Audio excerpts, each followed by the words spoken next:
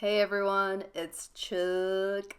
Finally, doing this brisket video, part of my series with millscale. I'll be doing a good amount of videos on the 94 gallon coming up, so keep an eye out on the Jerby channel or the millscale channel.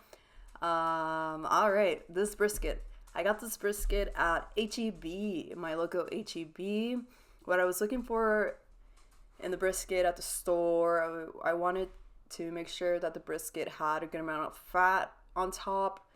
And alright, for trimming, the first thing I do is you open the brisket upside down basically, and you cut off that piece that I just cut off 3 seconds ago. And that's basically all I do there. And then I turn it around and I go straight into the mohawk. That's the second step. Go straight into the mohawk. Cut straight down just like that. Put the brisket towards you. And yep. And then so I angle the knife this way. This helps so much. Not necessarily the precision. You kind of do want to be squatting down and facing the brisket itself, but I was just doing these weird angles for to get the best camera angle. But yeah. And right now I'm shaping the brisket, shaping the lean. Basically just want like a little curve, taking down a little bit of fat.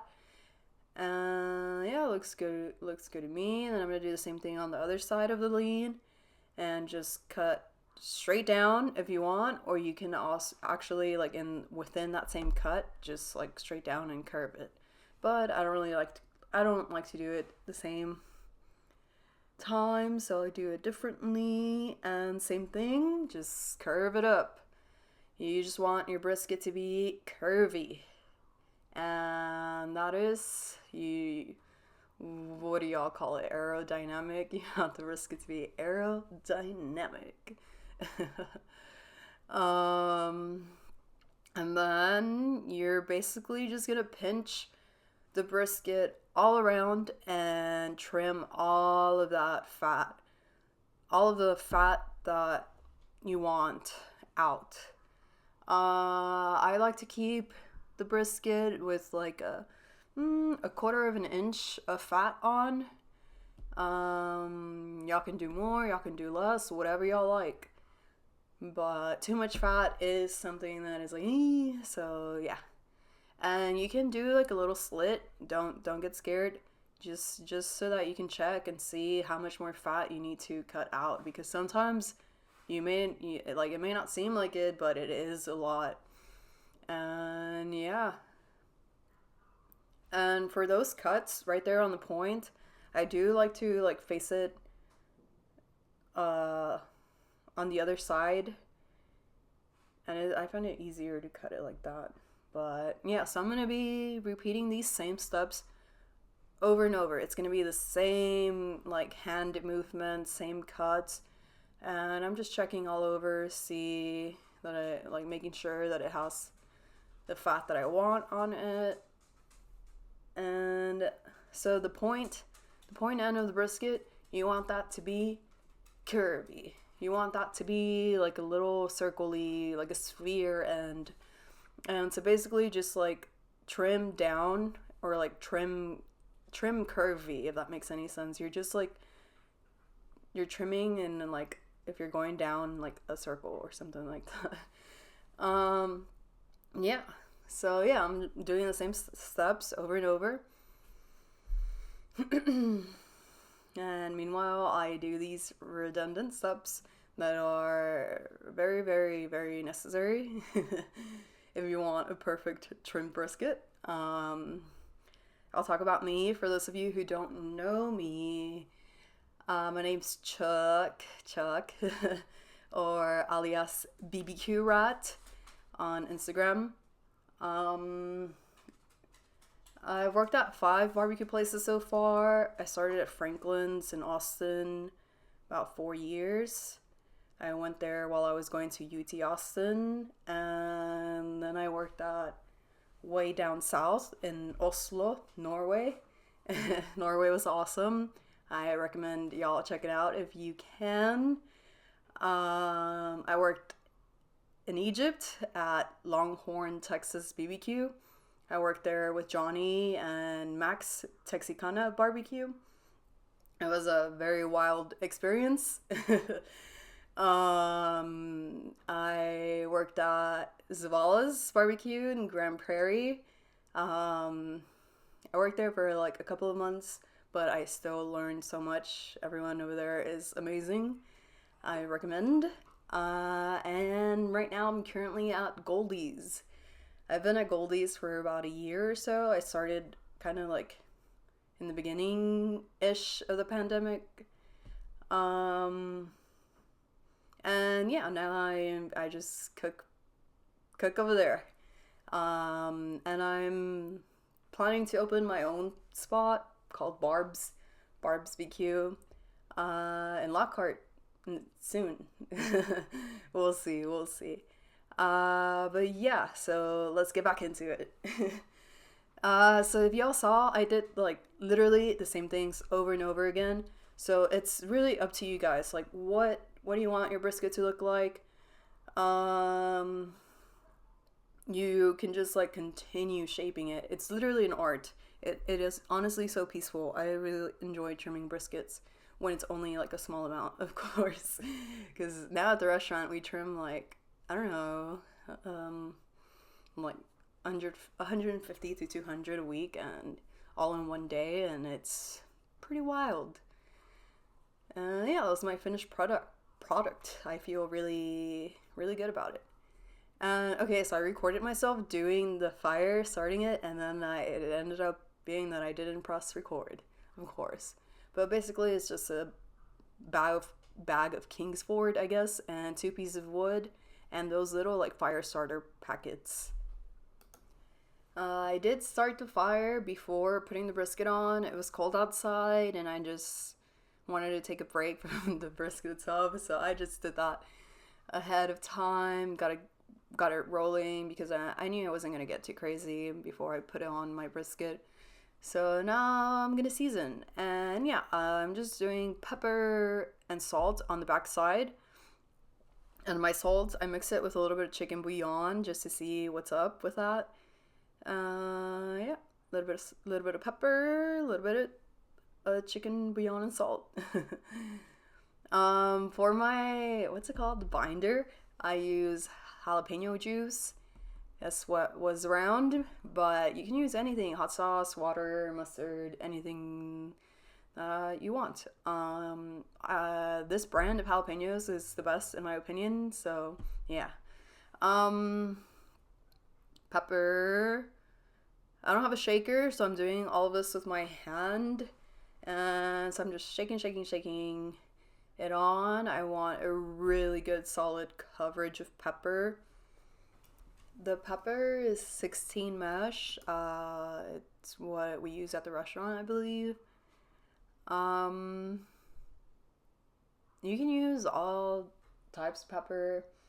I would say, I mean, the finer it is, the harder it is to, I don't know, keep control of, maybe. But yeah, you just want to shower it on. Pepper definitely helps a lot with the bark, so you want a good amount on the brisket. Oh gosh, working in Kennedale and Goldie's, it gets to you. Seasoning this brisket with pepper does take me a while. Having a shaker definitely helps, but it does feel a little bit more intimate with the hand. You know, you're literally like every single particle is going specifically to where you are dropping it, so it's special in a way. This seasoning, it's basically like Laurie's. I would say it's the Fiesta. The Fiesta, for those of you who are not in Texas, Fiesta is our like a grocery store. And it's basically their seasoning salt, and I mix it with El Venado's seasoning. I think it's just like their original seasoning, and it comes out really tasty. Like Both of those together are very flavorful. I really enjoy them. But you can do anything. I mix it up all the time, or at least at the restaurant, we mix it up all the time, really. We're just like, oh, we'll do this next time, like, we'll change it up. And it's fun because it's just, you're literally making like a 12 to 14 hour process. It's just like, there's so many things that you can do with it. Okay, so yeah, pat on those sides, and yeah, that's my final work. I was very proud. It looks super beautiful. My son, so pretty. Um, oh yeah, and lastly, I forgot to talk about it, but I showered it with a little bit of salt and chicken bouillon on top. You don't have to do that if you like season heavy with the Laris or whatever seasoning salt that you use. Um, and yeah, when you're putting it on the smoker, you do want to shape it up a bit, like make sure it's all feeling aerodynamic. And all right, so I put a piece of wood there, just I don't know, whatever, and I put a water pan, small little muffin cake pan, I guess. And the fire that I built in the beginning is pretty smoky. I have the damper fully open right now because it is cold outside, so I just want to get some flow going. But I did close it halfway, I would say. I think it's halfway. And I'm aiming for 250. Alrighty, now that that's all in there, I'm gonna take care of what was left over, which was the fat and the meat scrap. The fat I was setting aside. All of this I was setting aside as I was trimming. And basically the fat is your talos. So I put that in a cake pan and I wrapped it in foil and I put it in the smoker. And that is basically going to be rendered and ready to use by the time my brisket is all done. And yeah, I think that was like maybe like 10 minutes in. This is about an hour in. It's looking like it got a good amount of smoke already. It's turning, the color's changing. Yeah, everything's looking good. My fire, pretty simple. I think it was like 2 bottom, 2 on top. It's very low and slow. That's what you want. And yeah, and it's I'm doing 250 for about 2.5 to 3 hours. I would say I'd recommend maybe 2 hours, or I don't know, do whatever you want, honestly. Like, I feel like it's almost impossible to cook a bad brisket in the smoker. Like, honestly, like, I really didn't do anything to this brisket, as you'll see, because my cook videos, or like the brisket cook video, is very short. The damper is still at the same spot, and then yeah, 3 hours later, or 2.5 hours later at 250, I went to 275 for about 3 hours. And I don't know, Johnny had that lying around, so I just used that as my shovel.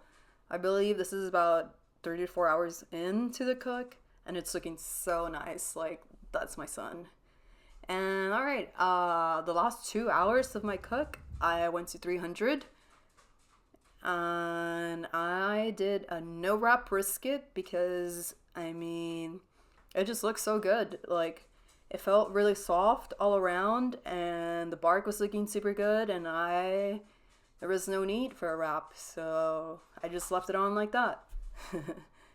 So this is the brisket 8 hours in, and it's ready to pull. One thing about the smoker is that the brisket cook is so much shorter. But yeah, 8 hours into the cook and it's ready. It was in the high 190s, and basically what you're looking for is like when you want to hold it, like kind of like grabbing it by the lean, and with your middle fingers you want to touch it from the bottom, and you want to feel to see if it feels broken down.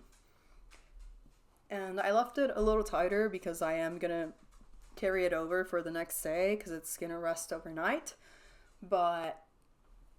And this is what you want. You want the fat. That was a fat chick right there. The fat right there, it looked brown, it looked caramelly.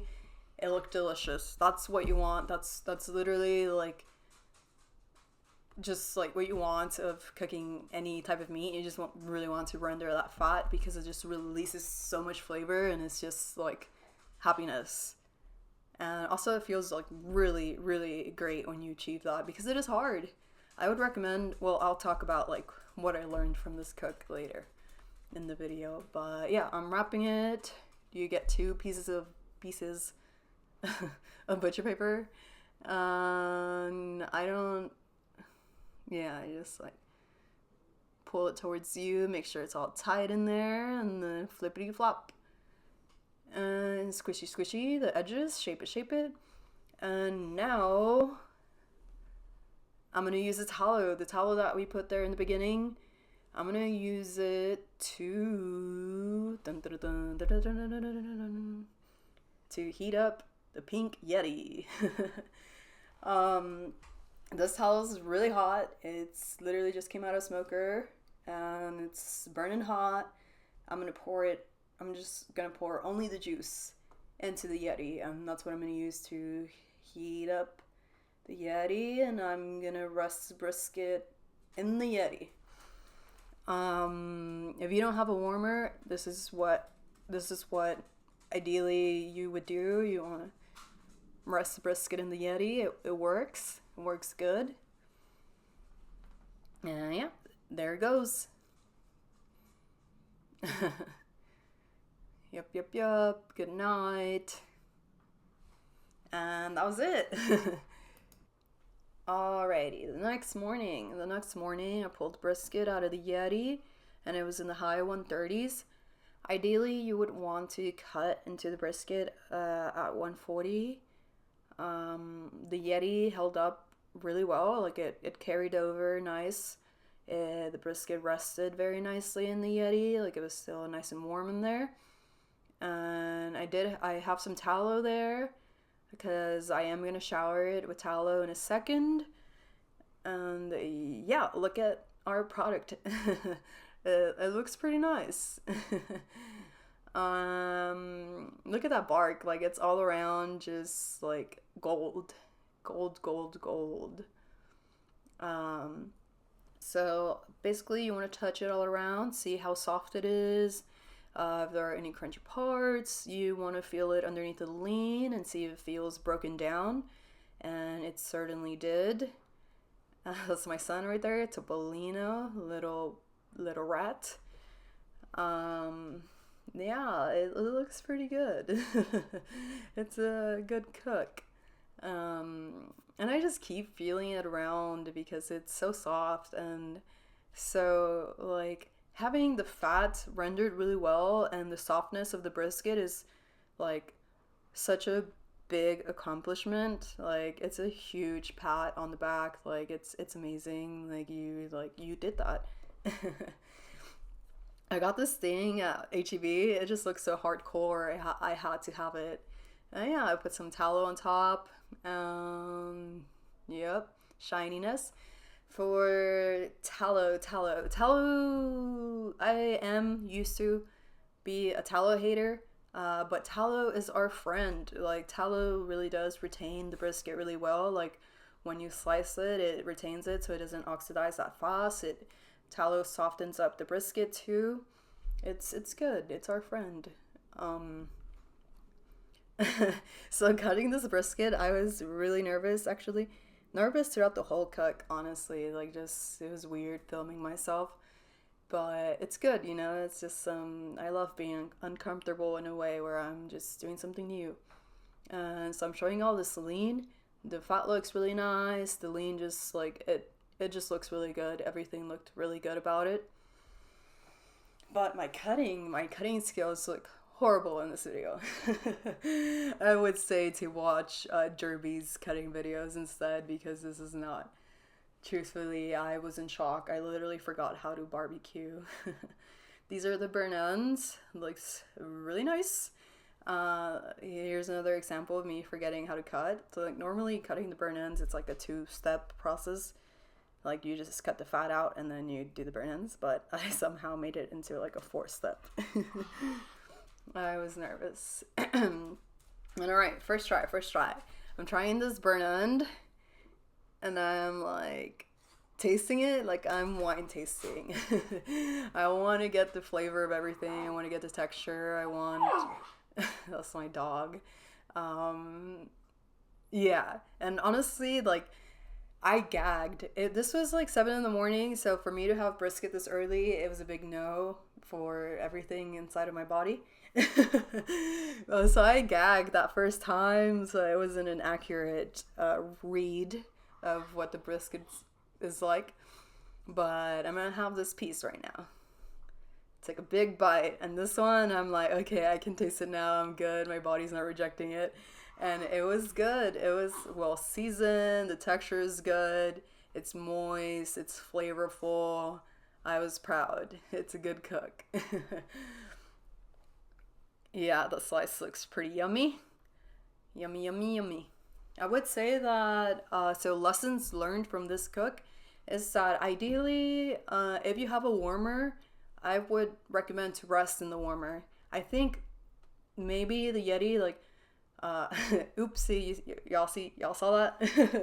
It was a little crunchy part, and that's okay, you know, it happens to the best of us. And also it could have been that I cut it like too thin, that I just like kind of messed up there, but still, you know, it's good stuff.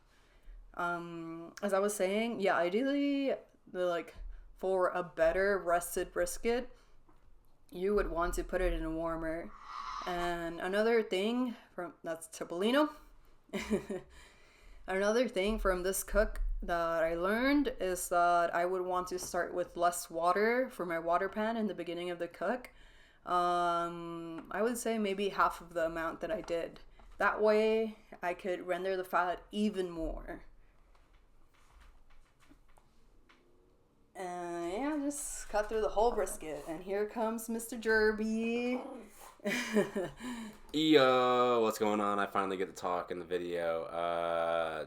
This brisket was tasting amazing. I think she killed it. We're also going to be doing some more brisket videos where we do like 44 Farms. Oh, there's a little Topolino. Oh, that's a little Topolino. And we're going to do 44 Farms versus Creekstone. We're going to do some other stuff. So keep on the lookout for that. And look at this bite. Like, that's 10 out of 10. That's 10 out of 10. Delicious.